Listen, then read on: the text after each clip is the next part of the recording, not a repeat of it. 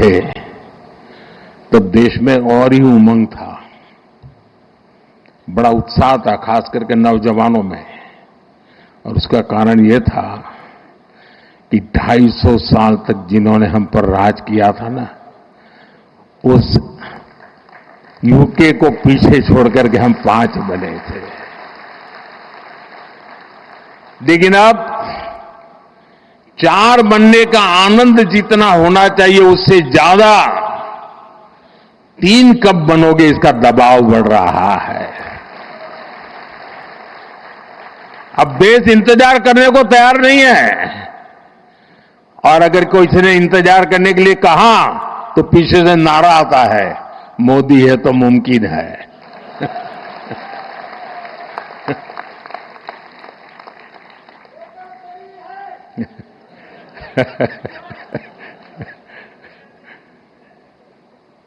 और इसलिए साथियों, एक तो हमारा लक्ष्य है 2047 हिंदुस्तान विकसित होना ही चाहिए, नो कॉम्प्रोमाइज। आजादी के 100 साल हम ऐसे ही नहीं बिताएंगे, आजादी के 100 साल ऐसे मनाएंगे कि दुनिया में विकसित भारत का झंडा फहरता होगा।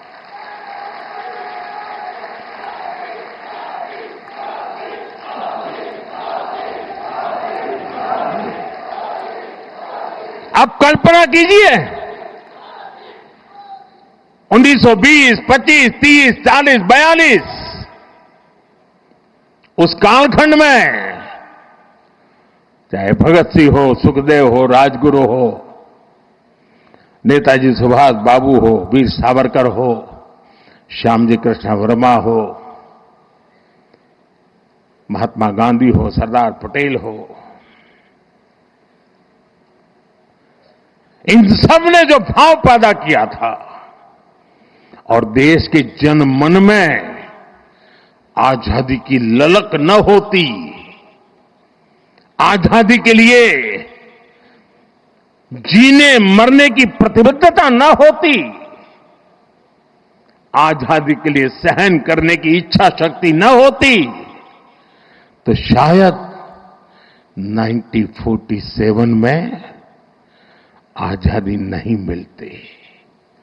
ये इसलिए मिली कि उस समय जो 25-30 करोड़ आबादी थी, वे बलिदान के लिए तैयार हो चुकी थी। अगर 25-30 करोड़ लोग संकल्पबद्ध होकर के 20 साल 25 साल के भीतर अंग्रेजों को यहां से निकाल सकते हैं, तो आने वाले 25 साल में 140 करोड़ लोग विकसित भारत बना भी सकते हैं दोस्तों।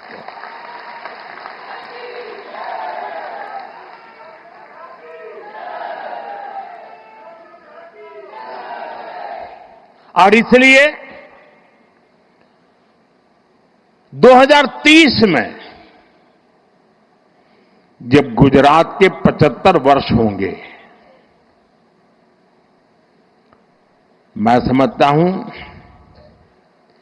कि हमने अभी से 30 में होंगे ना, नहीं 35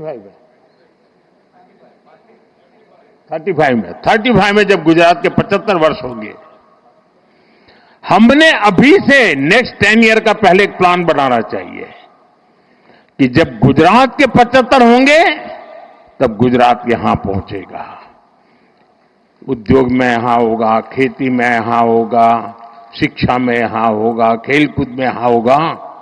हमें एक संकल्प ले लेना चाहिए।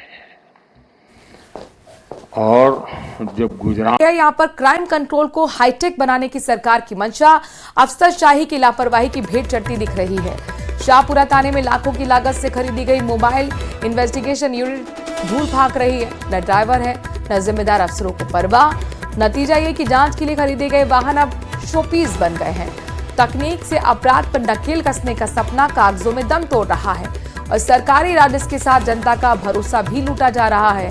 बता दें कि जिले में वृत्त सर्किल के एक पुलिस थाने का चयन कर अत्याधुनिक मोबाइल इन्वेस्टिगेशन यूनिट वाहन मुहैया करवाया गया था, लेकिन अफसरों की अनदेखी से ये वाहन खड़ा हुआ दूर भाग रहा है और उपकरण खराब होने की कगार पर पहुंच गए हैं।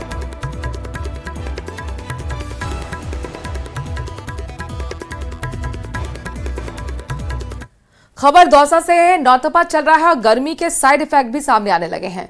अस्पतालों में मरीजों की संख्या में भारी बढ़ोतरी देखने को मिल रही है। दौसा के सबसे बड़े अस्पताल रामकरण जोशी जिला चिकित्सालय में आउटडोर 3000 को पार कर चुका है। मरीजों की बढ़ती संख्या की वजह से अस्पताल में संसाधन कम पड़ रहे हैं और यही वजह है कि एक बेड पर 2-2 मरीज लेटाए जा रहे हैं। एक तरफ तो गर्मी तो वहीं दूसरी तरफ शादियों के सीजन होने की वजह से बाहर का खाना खाने से भी लोग बीमार हो रहे हैं। इन दिनों बुखार, खांसी, जुकाम और पेट दर्द के मरीजों की संख्या में भी भारी बढ़ोतरी हो रही है।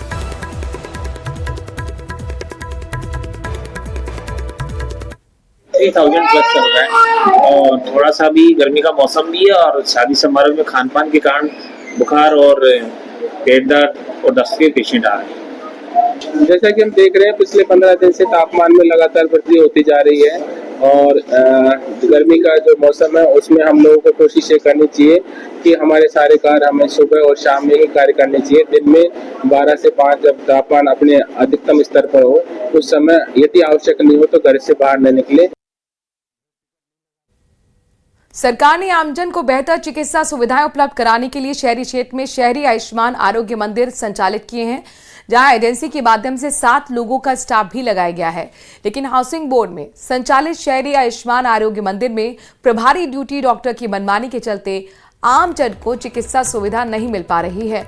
वहीं डॉक्टर और स्टाफ के बीच भी तालमेल नहीं बैठ रहा। अस्पताल के डॉक्टर देवेंद्र गौतम समय पर अस्पताल नहीं आते। स्टाफ के मुताबिक डॉक्टर देवेंद्र गौतम अस्पताल के साथ ही निजी अस्पताल में भी सेवाएं देते हैं। यही वजह है कि वो शहरी आयुष्मान आरोग्य मंदिर समय पर नहीं पहुंचते।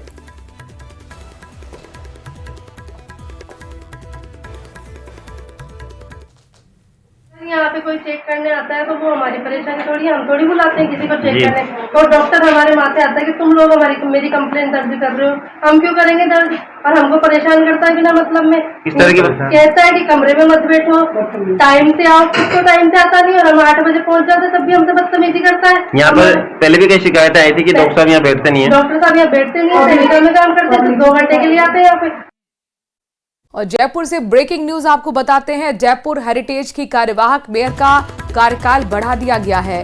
मेयर कुसुम यादव का कार्यकाल बढ़ाया गया है। डीएलबी डायरेक्टर इंद्रजीत सिंह ने कार्यकाल को बढ़ाया। आगामी 2 महीने के लिए कार्यकाल को बढ़ाया गया है। तो बड़ी खबर आपको बता रहे हैं, जयपुर हेरिटेज से जुड़ी हुई कार्यवाहक मेयर का कार्यकाल को बढ़ा दिया गया है। मेयर कुसुम यादव का कार्यकाल बढ़ाया गया है।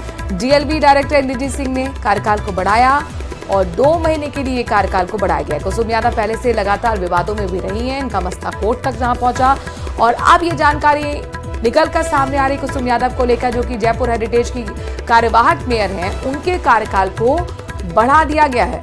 डीएलबी डायरेक्टर इंद्रजीत सिंह की तरफ से ये फैसला लिया गया। अब आने वाले 2 महीने के लिए, यानी कि आगामी 2 महीने के लिए उनके कार्यकाल को बढ़ाया गया है। तो बड़ी खबर जयपुर से, बड़ी खबर जयपुर हेरिटेज से है।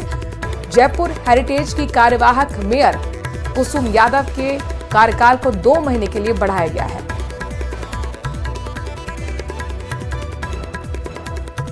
जोधपुर से ब्रेकिंग न्यूज, बड़ी खबर है। सेंट्रल जेल में बंद विचाराधीन कैदी की मौत हो गई है। शनिवार को कैदी को जेल भेजा गया था। कपड़ा थाना क्षेत्र निवासी 35 साल की नाथूराम जाट की मौत हुई। जेल अधीक्षक का कहना है कि रात को अचानक से तबीयत बिगड़ी थी और जेल से जब उसे अस्पताल ले जाया जा रहा था, रास्ते में उसने दम तोड़ दिया। हालांकि मृतक के परिजन अब महात्मा गांधी अस्पताल के बाहर इकट्ठा हो गए हैं और न्यायिक जांच की मांग कर रहे हैं। मामले की न्यायिक जांच भी शुरू हो चुकी है। तो जोधपुर के सेंट्रल जेल से बड़ी खबर है, जहां पर एक बंद विचाराधीन कैदी, उसकी मौत का मामला सामने आया। शनिवार को कैदी को जेल भेजा गया और 35 साल का ये नाथूराम जाट, जिसकी मौत हुई। जेल अधीक्षक के मुताबिक रात को अचानक से तबीयत बिगड़ी थी और इसके बाद जब उसे अस्पताल लाया जा रहा था, रास्ते में ही उसने दम तोड़ दिया। हालांकि मृतक के परिजनों का साफ तौर पर कहना है कि जांच इसकी होनी चाहिए। मामले की न्यायिक जांच भी शुरू की जा चुकी है। तो जोधपुर से आपको बड़ी खबर बता रहे हैं। सेंट्रल जेल में एक बंद विचाराधीन कैदी की मौत के मामले से सनसनी फैल गई है। प्रशासन एक बार फिर सवालों के घेरे में आ गया है। चंद्रशेखर हमारे संवाददाता इस खबर पर जुड़ गए हैं। चंद्रशेखर, हमने जान लिया कि आखिरकार जेल अधीक्षक क्या कह रहे हैं, लेकिन परिजन क्या कह रहे हैं और अब तक इस मामले में क्या कार्रवाई? देखिए, सबसे बड़ी बात है तो जो जोधपुर सेंट्रल जेल है, यहाँ पर एक कैदी के मौत की सूचना जो सामने आई, उसके बाद प्रशासनिक हमले सहित जेल प्रशासन में भी हस्तक्षेप है। और सबसे बड़ी बात है तो जेल के अधीक्षक से हमने बात की, उन्होंने बताया कि इसको कैदी को जो है, मृतक को शनिवार को जेल भेजा गया था किसी मामले में। इसके बाद इसे सामान्य वार्ड में अन्य कैदियों के साथ रखा गया था। उन्होंने बताया कि कल इसने खाना वाना खाकर जो है वो सो गया था। इसके बाद रात को अचानक इसकी तबीयत खराब हुई। जैसे ही तबीयत खराब हुई, उसे अस्पताल ले जाया गया। रास्ते में इसने दम तोड़ दिया और अस्पताल जाते ही डॉक्टरों ने इसकी जांच करके उसको मृत घोषित कर दिया। इसके बाद परिजनों को जब इस बात की जानकारी मिली, तब परिजन मौके पर पहुंचे और अस्पताल मोर्चे में शव रखने के बाद जो मोर्चे के आगे परिजन एकत्रित हो रहे हैं, उनका आरोप है कि मृतक जो है उसे स्वस्थ हालत में या बीमार हालत में अस्पताल नहीं लाया गया, बल्कि मृत अवस्था में लाया गया। तो इसकी जांच होनी चाहिए। हालांकि प्रोटोकॉल के अनुसार जब भी किसी कैदी की मौत जेल प्रशासन में तबीयत बिगड़ने से या जेल परीक्षा के दौरान होती है, तो उसकी जो है न्यायिक जांच की जाती है। ऐसे में जो न्यायिक जांच शुरू हो चुकी है। कैदी का नाम जो है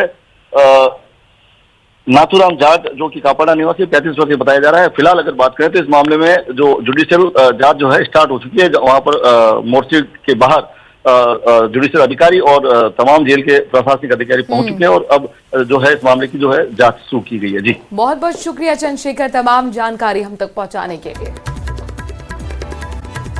हनुमानगढ़ में पानी का संकट गहराता जा रहा है। पेयजल संकट से परेशान ग्रामीणों का चक्का जाम भी देखने को मिला है। ब्रेकिंग न्यूज, सारणों की ढाड़ी के ग्रामीणों ने चक्का जाम कर दिया। नोहर जयपुर मार्ग पर अनिश्चितकालीन चक्का जाम किया गया है। खाली मटके लेकर सड़क पर महिलाएं बैठ गई। 8 सालों से पेयजल समस्याओं से जूझ रही हैं ये ग्रामीण, जो कि सारणों की ढाणी के हैं। ग्रामीणों के मुताबिक महंगे दाम पर नोहर से पानी के टैंकर मंगवाने पड़ रहे हैं।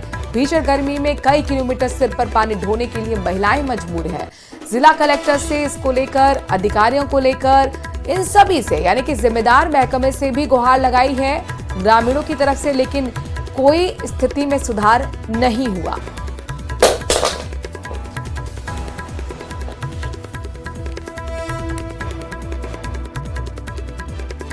सालों से पानी, पीने वाले पानी की भयंकर किल्लत थी और इन 2 वर्षों के अंदर संपूर्ण गांव के अंदर पानी की सप्लाई नहीं हो रही है। हमने जिला कलेक्टर तक को, हमारे गांव में कैंप था, उसमें जिला कलेक्टर आए थे। जिला कलेक्टर को भी अवगत करवाया, ज्ञापन दिया 2 महीने पहले, और हर प्रशासनिक अधिकारी, हर राजनीतिक पार्टी के नेताओं को हमने सूचना दी।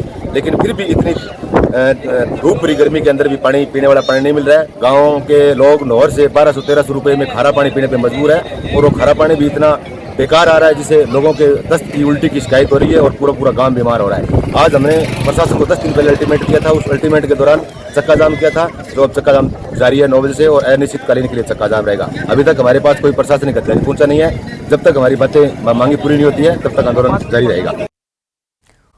जैतारण नगर पालिका अध्यक्ष रामस्वरूप भाटी निलंबित कर दिए गए हैं। स्वायत्त शासन विभाग ने अध्यक्ष भाटी को निलंबित किया है। नगर पालिका में अनियमितता और नियम विरुद्ध पट्टे वितरित करने के आरोप को लेकर निलंबन की कार्रवाई की गई है। जैतारण नगर पालिका में बीजेपी का ही बोर्ड है। स्थानीय विधायक और अध्यक्ष के बीच भी मनमुटाव की खबरें चल रही हैं।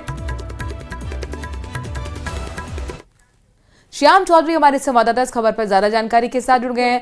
श्याम, निलंबन की कार्रवाई, पूरी खबर बताइए। जैतारण नगर पालिका अध्यक्ष रामस्वरूप से जुड़ी हुई।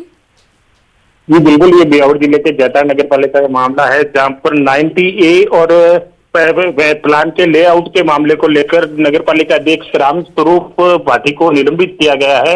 ये लगातार पिछले काफी समय से ये मामला उछल रहा था कि जो नगर पालिका अध्यक्ष है रामस्वरूप भाटी है, उन्होंने गलत तरीके से 90A किया गया और प्लान का जो लेआउट का नक्शा किया गया वो भी इन्होंने पास कर दिया, जिसकी शिकायतें की गई। उसके बाद स्वायत्त शासन विभाग ने इसकी शिकायतें की जांच कराई गई थी, जिसमें ये सत्यता पाई जाने के बाद स्वायत्त शासन विभाग ने नगर पालिका के अध्यक्ष रामस्वरूप भाटी को निलंबित कर दिया। जी श्याम, अब जाहिर तौर पर निलंबन की कार्रवाई है, किस तरह से पूरे विभाग में हड़कंप मचा हुआ है?